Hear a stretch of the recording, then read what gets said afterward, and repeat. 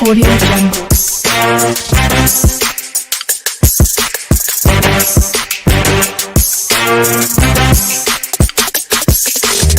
Audio Jungle.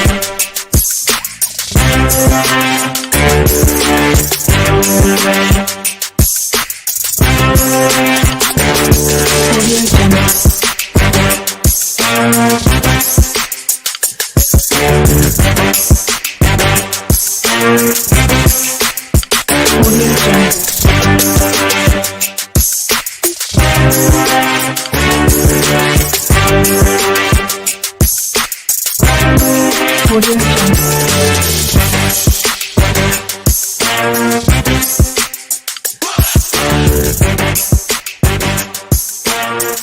Audio Jungle.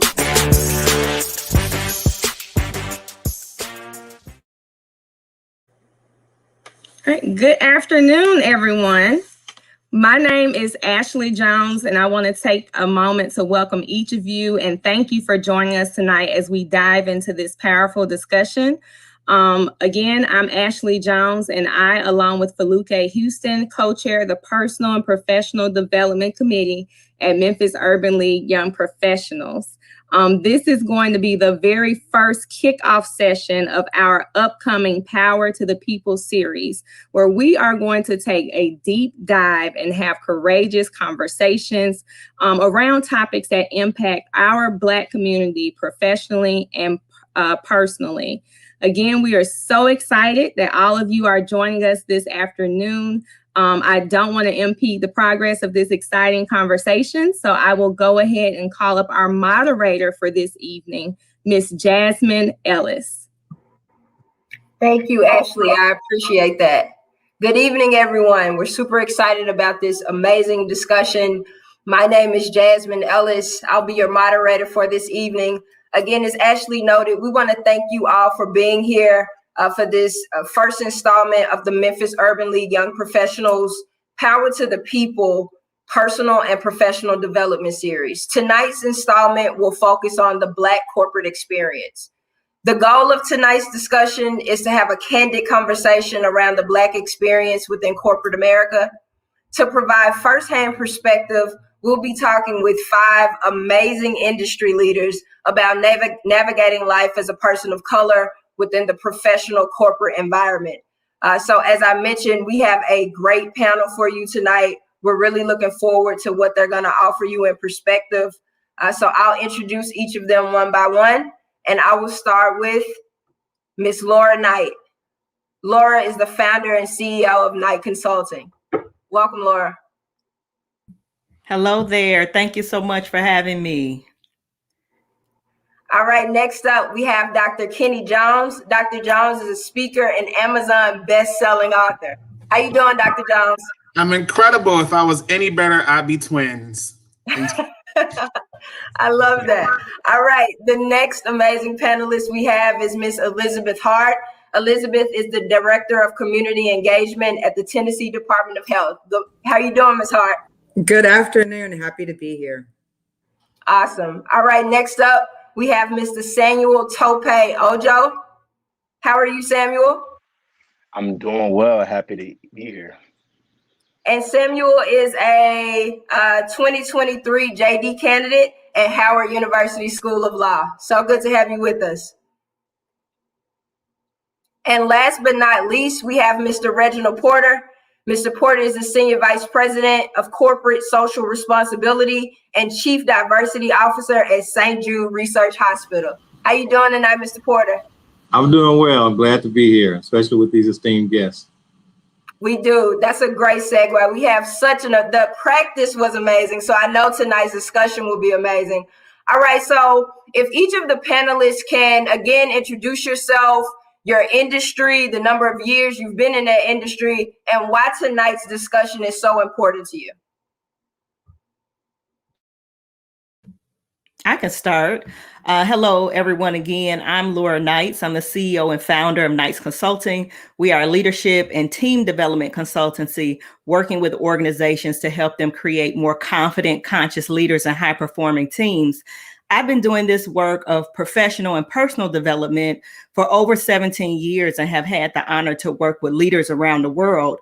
What I'm really excited about in this topic, you know, when we talk about leaders of color, when we talk about Black folks, right, and going up the corporate ladder, a lot of times people have the experience of being the only. There is some isolation sometimes as people move up their ascent in their career. So having a safe space like this to validate and acknowledge real experiences that people are having, to give tips and tools from people who've kind of been there and done that, it's really an honor, and it's something that some people didn't have, you know, 10 years ago or so.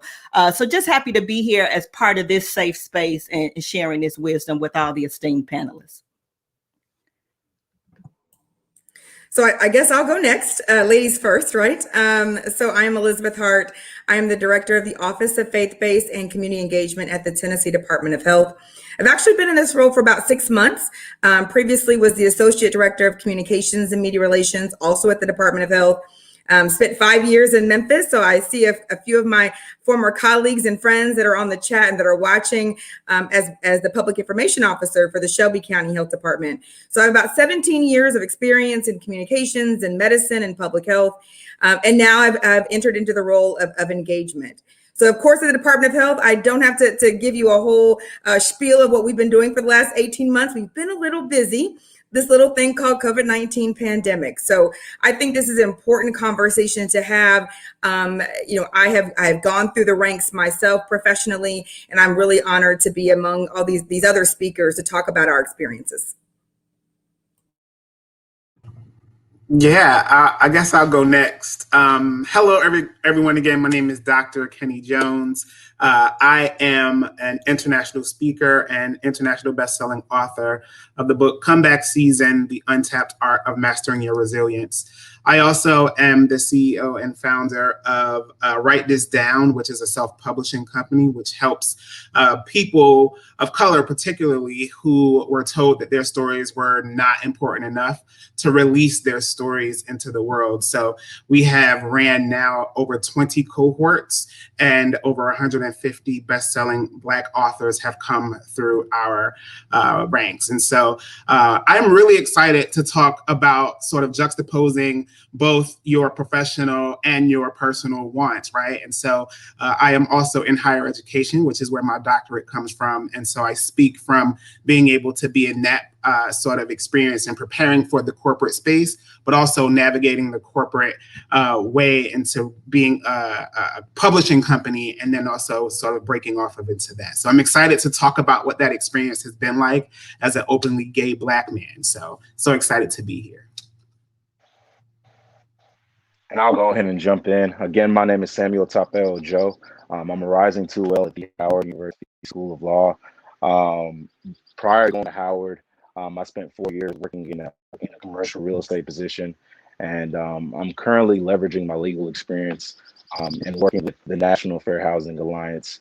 So definitely equip myself to launch back out in the career field, and particularly specialize in real estate litigation, and with a specific emphasis on trying to create more equitable and sustainable housing and commercial spaces for people of color.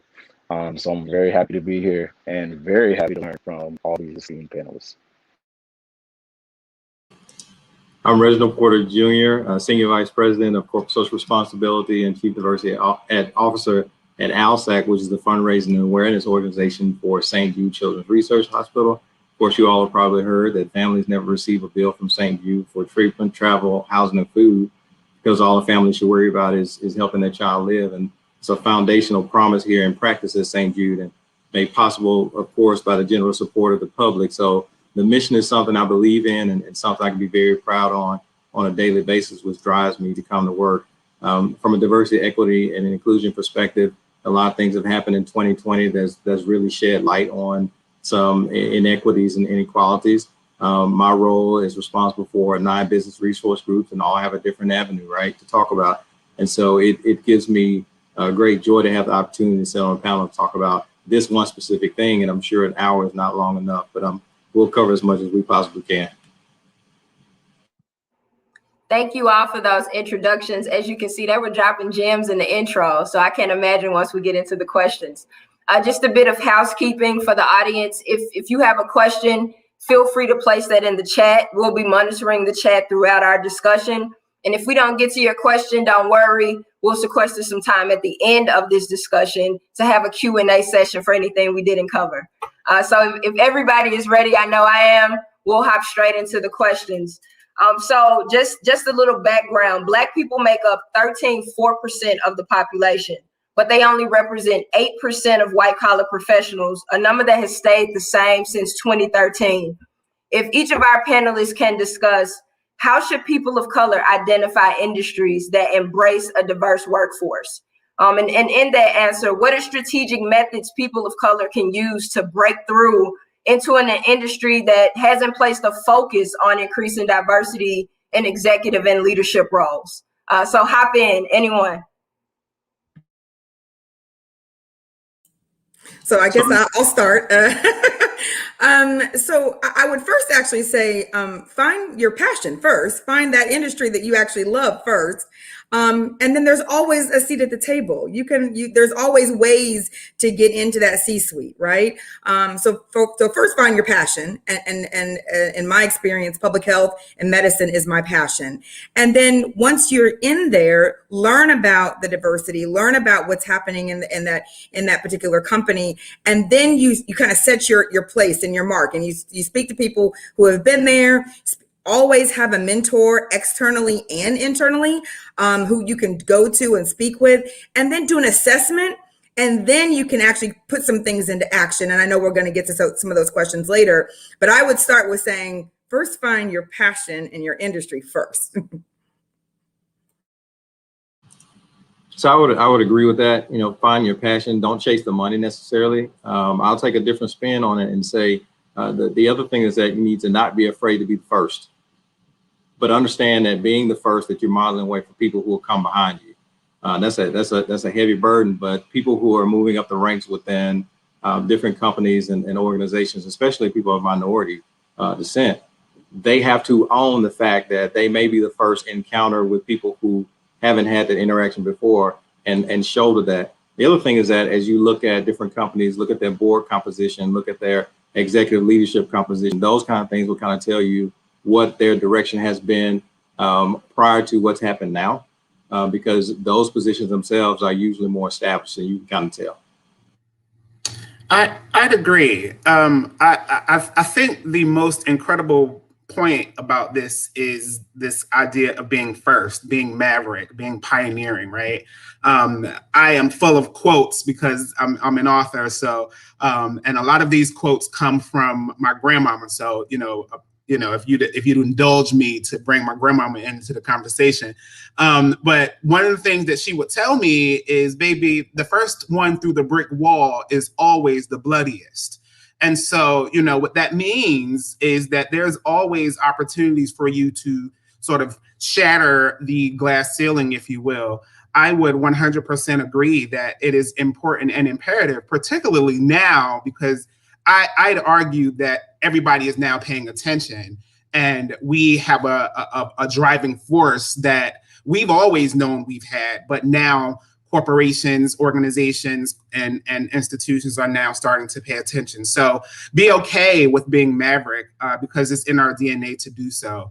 And so once you are there, I'd argue, well, I wouldn't argue, but I would encourage you to be okay with not knowing and being in the and not knowing way, right? And one of the things Michelle Obama said in her book, in Becoming, was this idea of once you have reached a certain level, that does not mean that you have stopped there. So you're always becoming. So that would be my advice.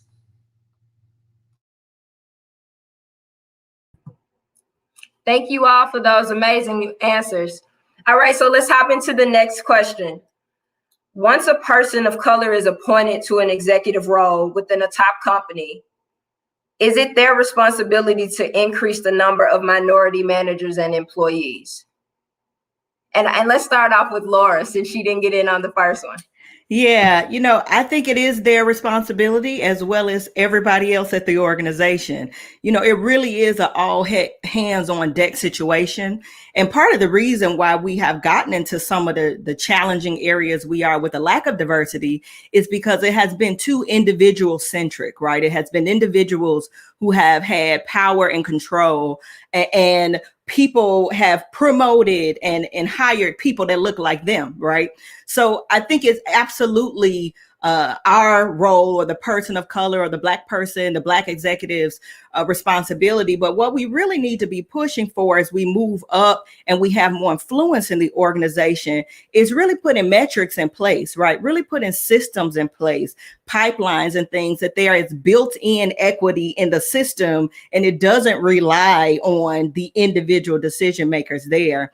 Now, as someone, before I became a full-time entrepreneur running my own company, I was a senior leader in a university for about 10 years, the only Black woman in that level, the only Black person in that level. So absolutely, I had a personal mission, right, to see people who had a desire to move up and has shown the eligibility, has shown the criteria, has shown the work. Absolutely, I wanted to be a mentor and a sponsor for them. But I really think our role as we get more influence, more leadership, is really to push that organization to put systems in place that takes the onus off of individual people to right some of those wrongs. I 100% agree with what you just said. I think that is incredibly important. And then I also believe that it's important that you set the standard for the entire organization. So, it's, while we always are going to strive to be in that C-suite, and that's always a great place to be, especially when it comes to salary. Let's just be honest. We also need to increase the diversity in lower management, and then, those that are on the front lines, because those individuals, once you bring them in, if you have an environment that is healthy, both physically, emotionally, and mentally, and it's a place that people want to stay. I'm looking at St. Jude because I know a lot of people go to St. Jude and they stay there for life, right? If you have an atmosphere that is successful in that way, you will have individuals who may start off as a receptionist who may find themselves up in the C-suite. So I want to just kind of also throw that into that conversation. So I'd have to agree with what you said too. The metrics is definitely important in making sure we move the needle from a systemic perspective. One of the things I will say too to the audience, since we're actually speaking to the audience, be prepared, be ready, and be ready to listen. Because there are things that people have moved up the chain and have stumbled before, and trying their best to kind of move the needle so that you can understand, like, don't make the same mistakes I have. What I found is that sometimes people aren't necessarily ready to make the next step. They think about the salary that comes along with the next position. But as you move up, more accountability comes with that position. There's a lot more freedom and flexibility that comes from an individual contributor perspective. And as people move up to a manager perspective, as we're talking about, I think it's my role to make sure that they move into a management prepared, understanding that as an individual contributor perspective, you may have, or a level, you may have a task. But as you move up, management means you take care of the other people, right? And so there's a different skill set. And so making sure people are just as prepared to be in the seat is just as important to make sure that people are in the seat. Okay, Yeah, we have a would great audience question. Oh, go ahead, Samuel, go ahead. Thank you. Because I'd love to piggyback off of something that Reginald just said. During my time in corporate America, I was not in a management position to where I had a team that I was overseeing within internally within the company, but I did have an external team. So I will caveat my comments with that understanding. But I can't speak from an idealistic standpoint. And as somebody who was in corporate America and obviously naturally aspires to get back into the fold, I think one of the things that really struck me is about Reginald's point was making sure that people are prepared. And I think you could do that internally within yourself. Make sure that when that opportunity arises, you're ready to step forth and handle those responsibilities. But I think that when Black people reach that level, that level, that mid-management level, whatever it may be, I think it's a responsibility to reach back and to pour back to the younger people who are trailing behind them, through mentorship, through sponsorship, so that they can, become personally invested in ensuring that the next generation is also prepared to take those positions when they open themselves.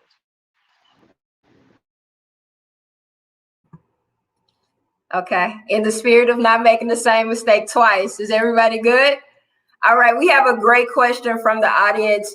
It says, as an African American in higher roles, executive roles, do any of the panelists feel that they have to work harder because you are African American? Yes. Yes. all eyes are on you in a variety of different ways. I mean, that's just the short answer. Yes. Because the higher you get, the more people are going to be looking at you and the more public that you are. And so the slightest thing that you might do might get criticized or be looked at. So you have to work harder, but you also have to work smarter. Because you want to continue up that ladder, and you want to make sure that your influence is left there, whether you stay or if you leave. Yeah, yes, you do have to work harder. I feel like I have always had to work harder as an African American, even ascending in my educational journey, in my professional journey. And I'm so happy that I have a fellow higher education colleague who can speak to this very experience and the ascension of being African American, even in higher education. But I find, and I know that we've all been really paying attention to the news and how people are criticizing this or trying to find these ways of criticizing teaching, or making people aware of racism and the systemic ways that we have been sort of behind the 8 ball. And one of the things in my dissertation, I wrote my dissertation on the college admissions process for non-traditional Black men. So these are adult learners. And one of the things I learned in my dissertation, which blew my mind, which has right now impacts on corporate America as to why we have to work harder, is that the college admissions process in and of itself, sort of the idea of being admitted to a higher education, has been around for 400 years before we even knew about it, right? And so once we had some type of presence and even ability to learn higher, that had impacts on generations to come. So yes, this is why a lot of us have had these experiences of having to work harder because we are African American, because this country as a system has set up all institutions to put us behind the 8 ball. I'll take a different look at it, or a different approach. I agree with what everybody said. That's not where I'm going. I will take a stab at social norms. One of the things that we have to fight is that we're kind of at a double-edged sword. We have to we're judged by our other Black colleagues and other minorities as well to make sure that we do a good job and represent. And at the same time, we're judged by our Caucasian colleagues who may not even have had the one-on-one interaction with a person of color ever a day in their life. And so we have to also work to fend off any stereotypes that they may have been impressed by from the media or anything they get on the news. So I think from that aspect, the social norms, the getting into the inner circles and things like that is a little bit harder to do. And often decisions are made, not necessarily in the boardroom, they're made outside the boardroom, right? They're made in casual acquaintances or times at the bar or the golf course and things like that. So at times, as you move up, you've got to work a little harder even to break into some of those circles in order to be a decision maker. And I will add one last comment. I'm sorry, go ahead. No, I was just going to say in picking on that point and kind of navigating all of these challenges or resistance, so to speak. Part of the working harder is not only the external piece, but it's also this internal piece, right? There's a huge mental wellness component. Catalyst did a report on Black women in corporate a couple of years ago, and they talked about the concept of like always having the head on the swivel, right? Always watching your back. McKinsey and Lean In did the State of Black Women in Corporate last year, largest research project of its kind, and it talked about the emotional burden, right? Particularly particularly they spoke to Black women in that report. So there is this kind of navigating all of these different audiences that you got to prove to. But then there's this internal emotional burden that you're having to navigate, that you're having to deal with, your self-care, your stress management, the microaggressions and all of that, that presents another weight that you're kind of holding while you're navigating all of that. And I think sometimes we don't talk about that piece that's a critical component as well. Yeah, I would agree. I just wanted to add to that conversation, two things. One, be yourself. Don't change. Be yourself. And when you're in those rooms and at those boardroom tables, use your voice. If you hear something that you know should be addressed, speak up. If they are missing the mark, you don't want that to go public. And, we've seen I used to work in communications and PR. We've seen all the companies who have made some horrible missteps, right? Because there was not somebody at the table, or there was someone at the table who did not speak up. So I would always encourage everyone, use your voice and be yourself. Wow, thank you. We didn't practice that one, and it was awesome. Those were great comments. All right, so just a few more stats to segue into our next question. When it comes to Black CEOs, over the past 2 decades, there have only been 17 Black CEOs in total. Of those 17, only one has been a woman. It was Ursula Burns, who ran Xerox. When it comes to resistance, can each of you just shed some light on what advice would you give a person of color that is a mid-level to senior executive when dealing with bias or resistance from colleagues?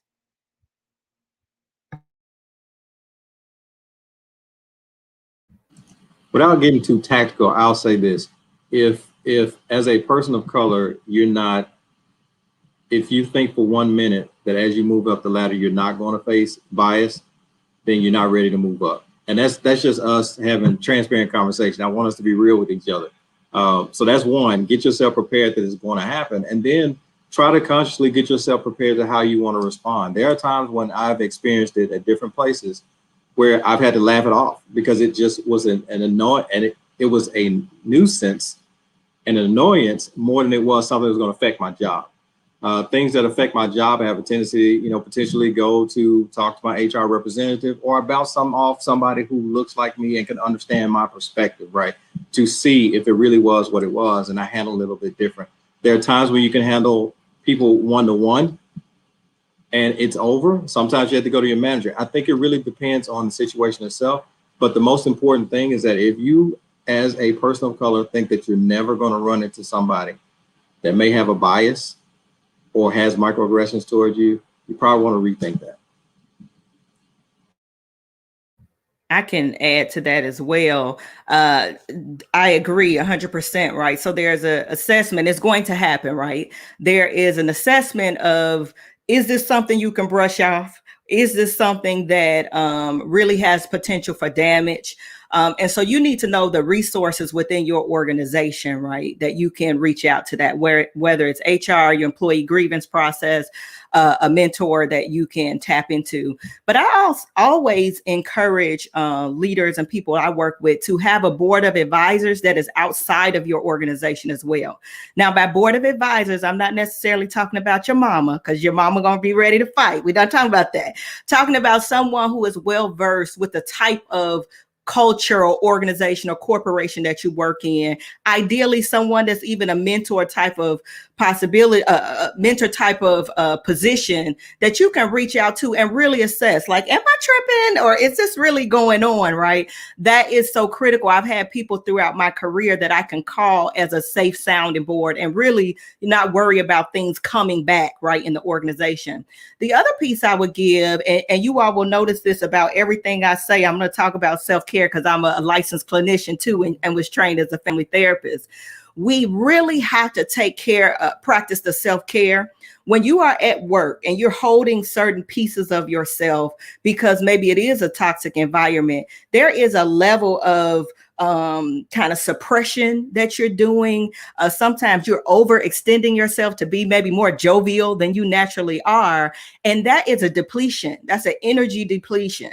So you have to find self-care strategies that you can implement that replenishes that energy that you're giving out during the day. So I encourage people to look for, everything from your artistic stuff to your exercise to your nutrition, but also in having a safe space to process the emotional piece of it, because internalized depression is real too, right? And so you hear microaggressions and you get that experience a lot. If you don't have a place to discharge that, you can start to think that you are the problem. And that may not be the case. So it's on multiple levels, right? That professional thing, but also making sure you're taking care of yourself from a mental wellness perspective as well when you're dealing with some of those challenges.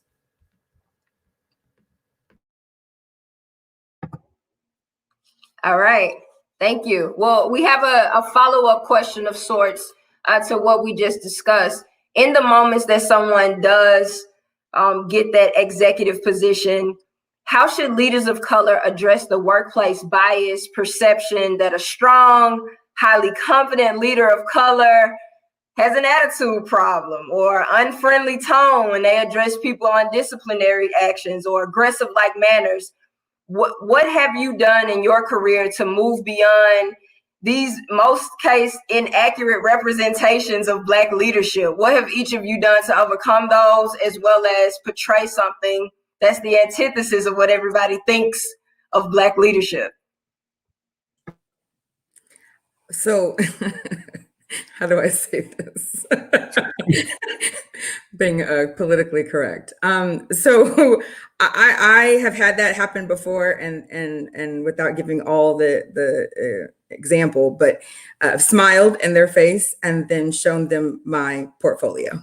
That my work speaks for itself. And that's generally how I interact in that way. And then I keep it moving. Now, if it's somebody that I have a consistent interaction with, then I will take them aside and we will address it. Anyone who's ever worked with me in any of the positions I've ever had, they always know that I'm a very upfront person. I have an open door policy. Now, that was, of course, when we were still in the building, but I had an open door policy to have conversations. And sometimes those conversations can be a little difficult. So if we had one interaction, I might laugh it off. If there's another situation that occurs and there's another bias of the same individual, and there has been in previous occasions, I will ask them to walk into my office and let's have a conversation, because we're not going to have tension in the office. Yeah, I think that in thinking about my own experiences, even in leadership, in my own career, one thing that comes to mind is this idea of we all live on one earth, right? But there's 7.2 billion worlds, right? So I have a world and you have a world and you have a world. And so you may not understand the first time that, that you had an interaction with me that sort of impacted me in a specific way. So I think it's important to have a very intentional, polite conversation with folks to make sure that they're aware. And then I do understand, particularly because we are Black people, we sometimes compare our behind the scenes to everybody else's movie, right? And so what that means is that we know what we're dealing with, and sometimes we hear things in ways that create even more tension. So it's important for us to make it clear to the other person that, hey, this is how it impacted me, and this is why it impacted me, and then being able to stand firm in that space. Depending on where I was in my career, early in my career, I handled things a little bit differently, and I learned from missteps and things like that. I think you can read between the lines. But I will tell you, the higher up you get, one of the things you realize is that, number one, you're a representative of the organization and the company. Also, again, we talked about earlier, you also represent and having to shoulder the fact that other people are looking at you as the basis of how they'll treat the other folks in your camp, right? So I have to be cognizant of that. One of the benefits that I have in my position as Chief Diversity Officer is that I now get to have educational moments. So as those things occur, we are going to have an educational moment.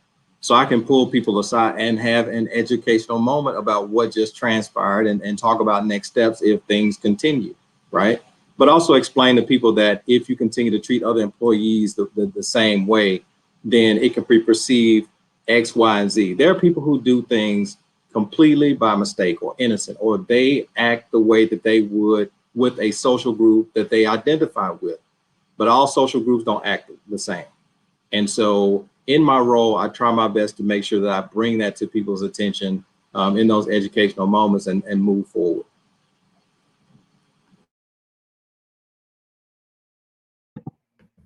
Yeah, I think. Samuel.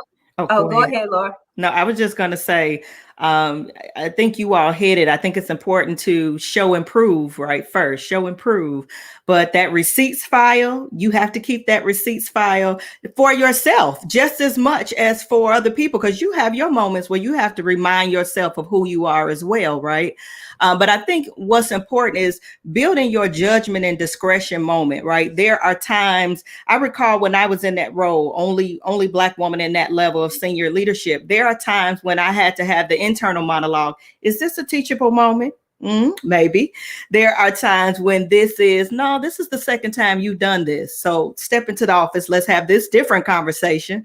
But then there's times too when I'm not going to engage you at that level. And at this point, it's time to escalate, right? So I think it's about really using your discretion and using your judgment.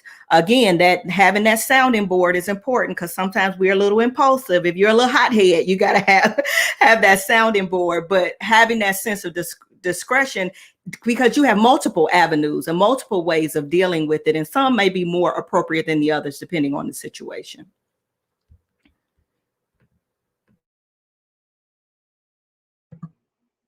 Okay, Samuel, you're giving me a pensive look. I just didn't want to interrupt you. Are you good? Okay. All right, so I'll provide the audience just some brief definitions to make sure we give some perspective on this next question. So a mentor acts as a sounding board, to Laura's point, or a shoulder to cry on, offering advice as needed and supporting guidance as requested. They expect very little in return. That's a mentor. A sponsor, however, in contrast, are much more vested in a protege. They offer guidance and critical feedback because they believe in them in a very professional way. So with those definitions and with that background, could each of our panelists just discuss how can Black leaders leverage our networks or mentors and sponsors to secure a place in leadership and create a path to the C-suite? Have you done it in your own careers? Okay, so I'll start. No one else is jumping in. So, or I didn't want to jump in front of anyone else. So yes, I have and continue to do that regularly. So a little plug for what I do at the Department of Health. One of the many hats that I wear is I lead our Tennessee Health Disparity Task Force. And so that is a conglomerate of a whole lot of folks from a whole lot of different industries. And we talk about all things health disparities. And if you're interested, I'll put my email in the chat and you can connect with me. But that is a great way to get involved with organizations like that, task forces like that. You can learn from individuals. There are so many people on this group, and they don't always come to the meetings, but there's a huge network of CEOs of hospitals down to activists in Memphis, right? I mean, those are kind of organizations and places that you kind of want to learn from people, and you can either find yourself a mentor or connect someone else to a mentor.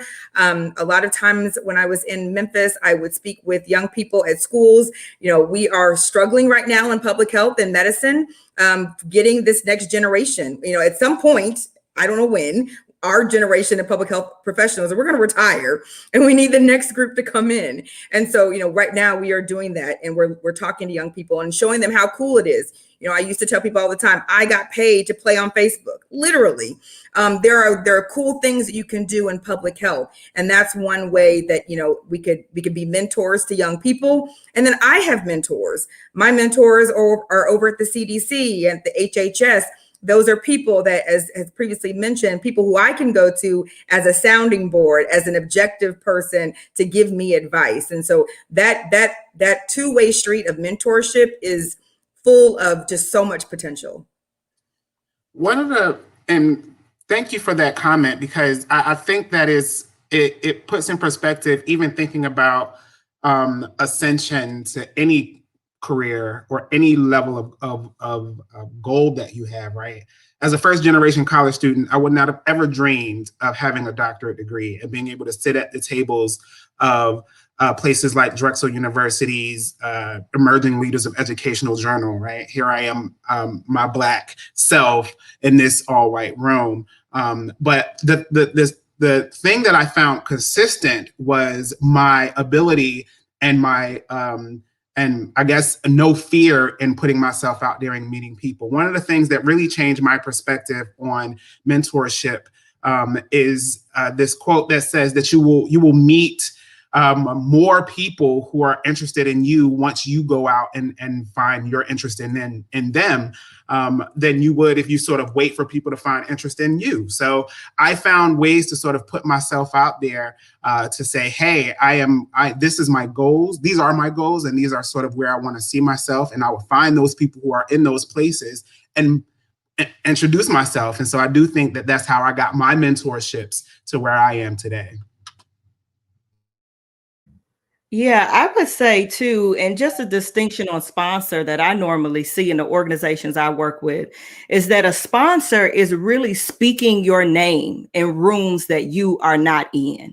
So I have had the honor to be a mentor and a sponsor, and I've had the honor to have a mentor and a sponsor at different points in my career. And so a couple of things that I think are critical is that, one, you have to be about excellence. So I found that I was able to reach out to someone and say, I'm looking for a mentor. I see what you're doing. Can we have some conversations here and there? I was able to do that for a mentor.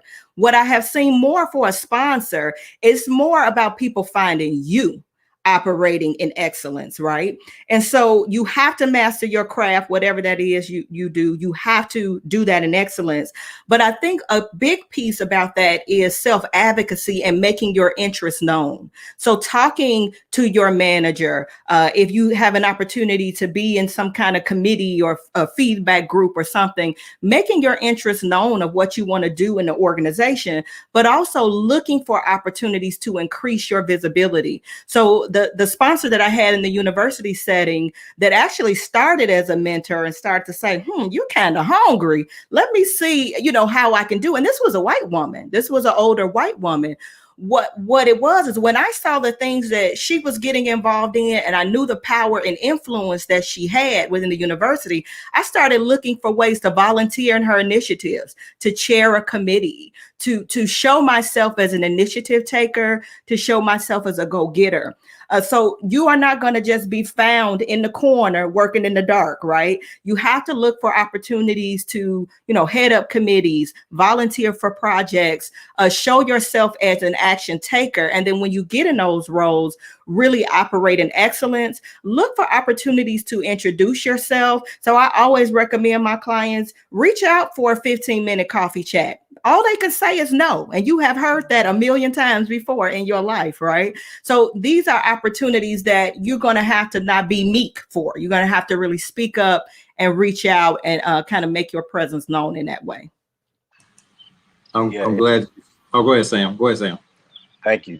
I just want to touch on this because I think for people who are coming straight out of college into corporate America positions, opportunities, finding a mentor is so essential to being successful within whatever your role is.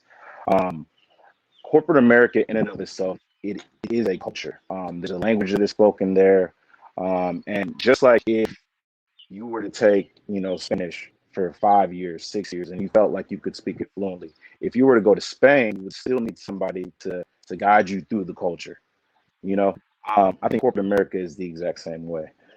Regardless of whatever your competency is, whatever you studied in undergrad, whatever your master's degree is, when you get into a new position in a new company, you are going to need somebody to teach you how to navigate through that environment.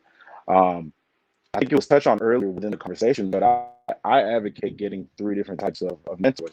One within your specific functional area, one who is within your company but is outside your functional area, and then somebody who's completely outside of your organization altogether. And I think by having those three different people, you can have different levels of candid conversations with those individuals, and by having those people in your corner, you can best set yourself up for the position of success. So I'm glad you said that, Sam. I echo all the sentiments that have been said so far. I will say that I want to harp on the sponsorship thing just a little bit more. If you think about a sponsor, that person is essentially your ride or die.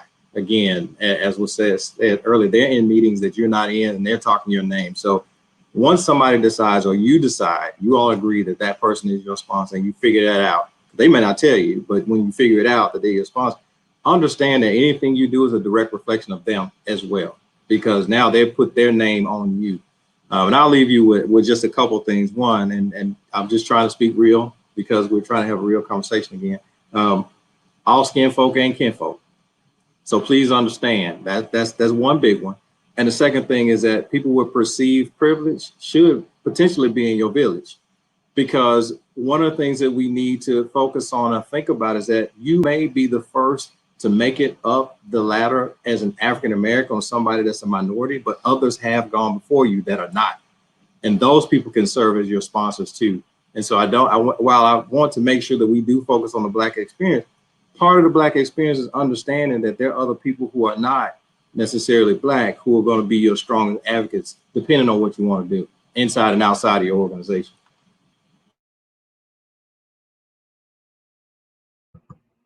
Thank you for that point. I thought everybody was going to jump back in when you said that first one.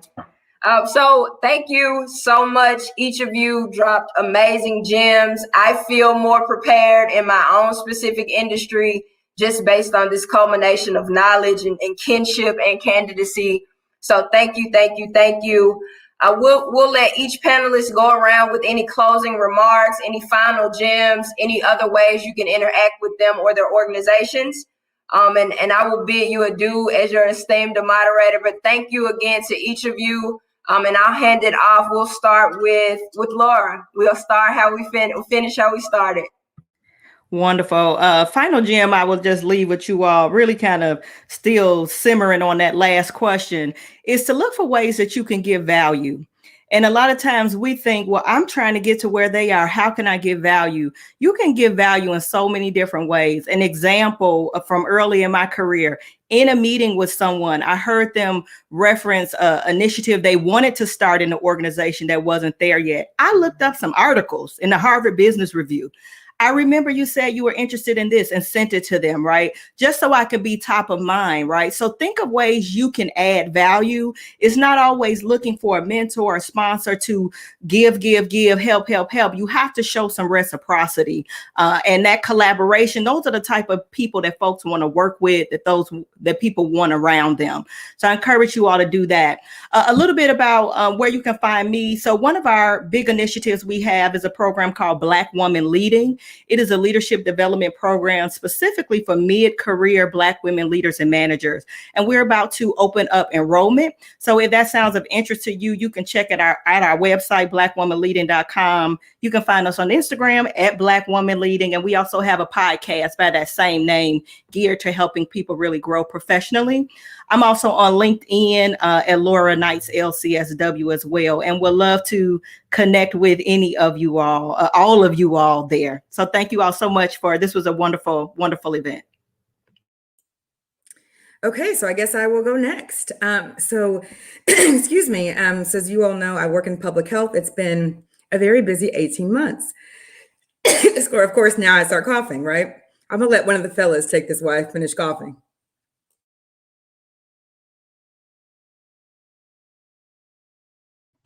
Okay.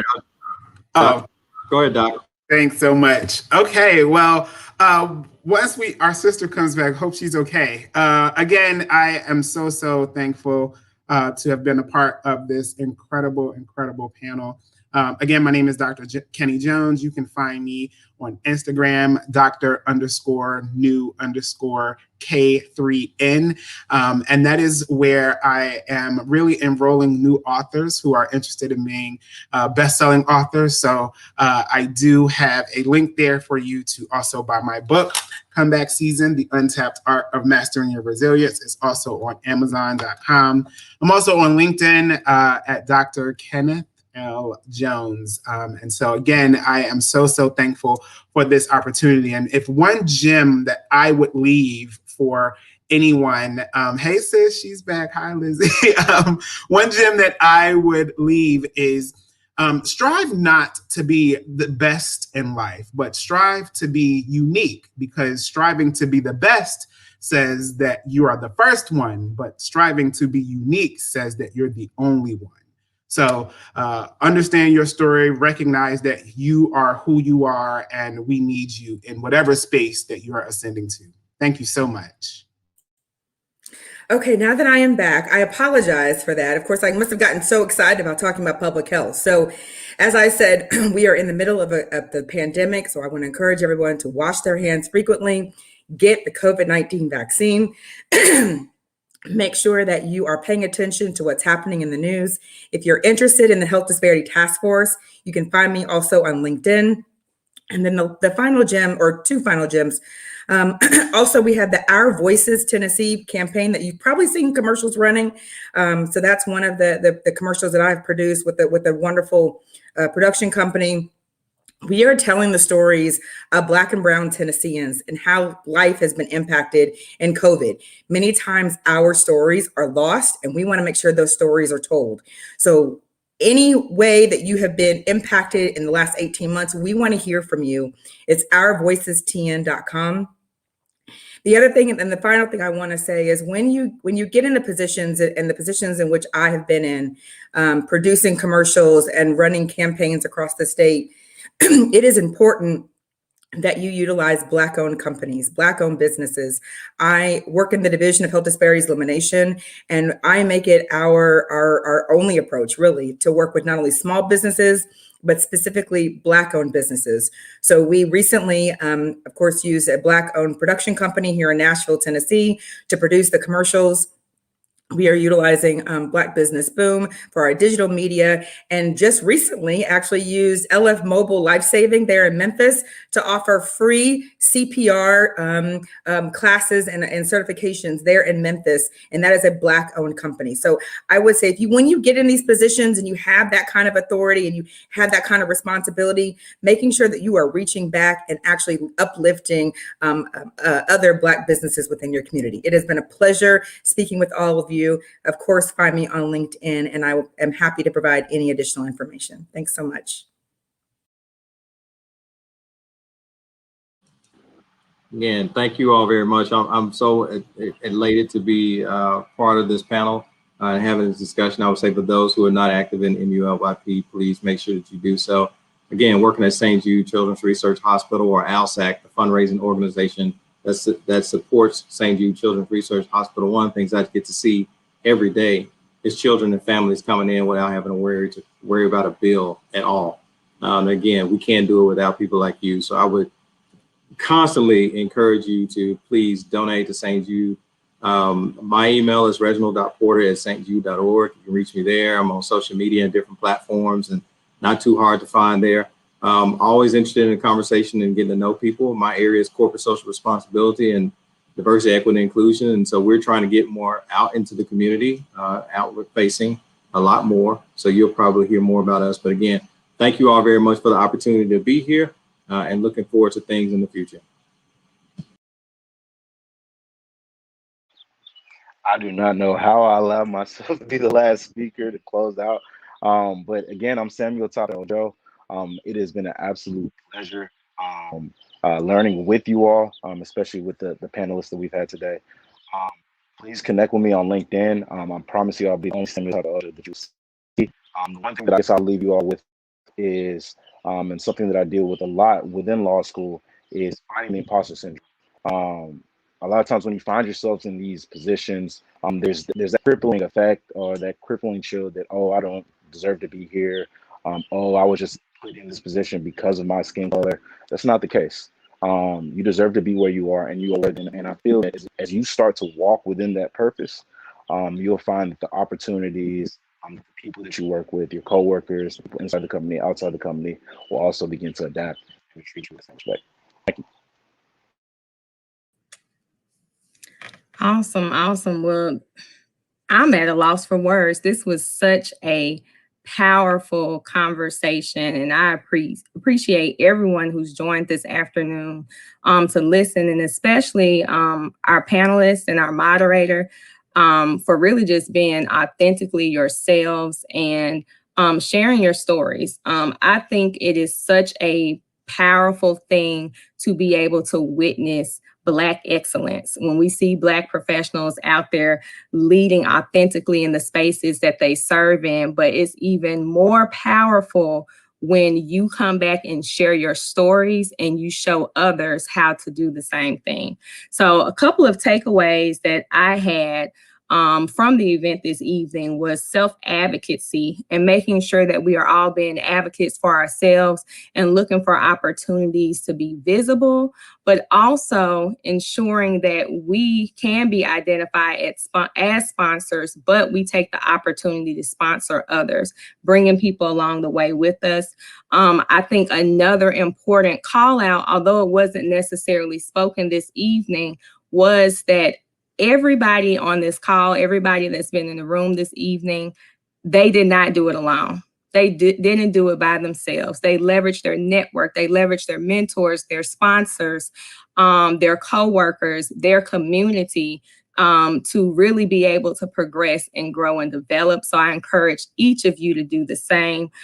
This was just one of a series of conversations that we are going to have over the next several months. I encourage each of you to stay tuned and get involved with Memphis Urban League Young Professionals. If you enjoyed the conversation tonight, I encourage you to reach out to myself or any of our other committee members, or go to our website so that you can learn more about how you can join our organization and help continue to do the work. Our next Power to the People series is going to be entitled Normalize This, Enhancing Your Quality of Life in Friendships, Relationships, Self-Care, Luxury Living, and Travel. And our guest speaker for that evening is going to be none other than Mr. Terrell Munger. So I hope to see all of you register for that event. And again, I beg all of you to stay encouraged, continue to develop yourselves, and have a great evening.